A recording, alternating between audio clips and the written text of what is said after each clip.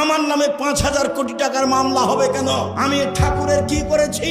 ঠাকুর বলেছে ও কালিমা তোমার আকাশ, ও মা তোমার বাতাস। আমি বলেছি ও ঠাকুর তোর বাপের আকাশ, কালিমার বাপের আকাশ।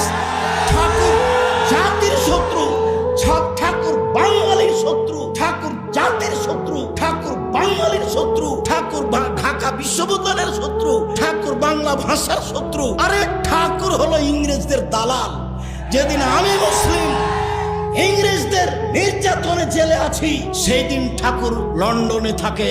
এর নাম ঠাকুর। ঠাকুর সবচেয়ে বড় বদ মানুষ এই বাংলার ইতিহাসে, ভারতের পাতায় সবচেয়ে বদ মানুষ এই ঠাকুর। যতবার বলেছে ও মা তোমার আকাশ, ও মা তোমার বাতাস, ততবার ঠাকুর বলেছে ও কালিমা তোমার আকাশ, ও কালিমা তোমার বাতাস। আমি আব্দুর রাজ্জাক বিন ইউসুফ, আমার ছেলে মেয়ে এই গান পড়তে পারে না, অসম্ভব। আপনার মতো পুরুষের সন্তান পড়তে পারে, আপনাকে আমি শিক্ষিত মনে করি না।